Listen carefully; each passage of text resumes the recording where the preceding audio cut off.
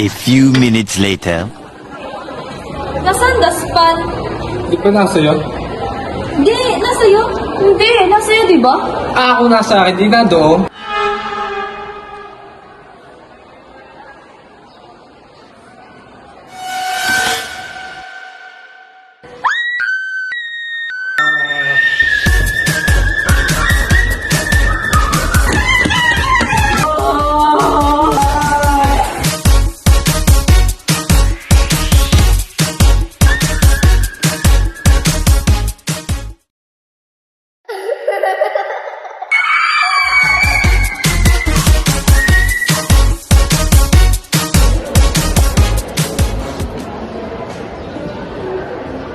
Ako ang chromosome.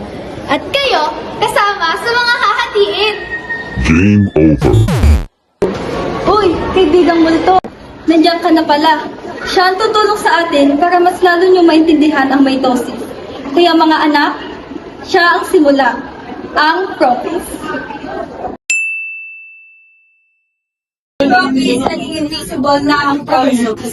Nadoble na sila at nagsisiksikan sa nucleus. Unti-unti ring nagiging handa ang spindle fibers para sa kanila mamaya. Tama!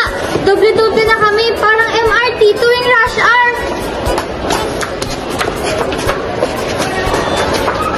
So, nawawala rin dito ang nuclear envelope, di ba? Eksakto! Mas nagiging handa ang cell para sa mas nakakatakot na yugto. Eh, mas nakakatakot pa nga rito. Sa metaphase, lahat ng chromosomes itatayo sa gitna. Para roll call sa klase, lahat kailangang present.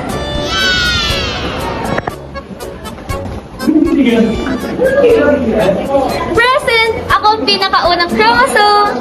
Wow! Parang ritual! Lahat nakalinya, parang may tatawaging multo. Uy, huwag kang ganyan. Baka katotong may lumabas.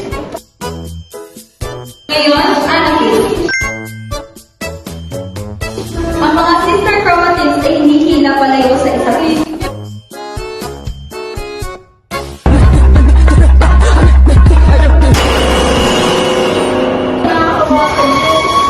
So, parang breakup stage lang?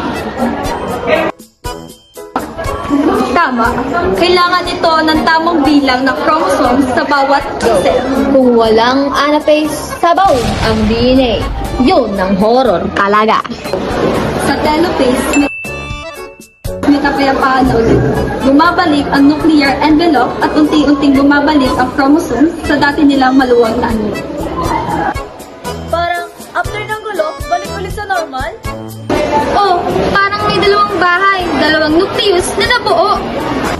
Pwede ba dito na matapos? Ayoko na ng horror eh. At huli, ang cytokinesis. Nahahati ang cytoplasm at nabubuo ang dalawang magkaparehong anak ng cell. Dalawang buhay mula sa isa. Twin cells ba? Kaya pala, kahit nakakatakot ang proseso, sa huli, nagkakaroon ka rin ng bagong simula. Tandaan ninyo, sa bawat bigati may kapalit na buhay. At ang tunay na bangungot ay yung hindi nyo kabisado ang mga yugto ng mitosis. Tama!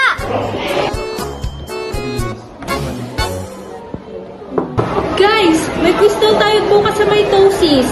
Patay na!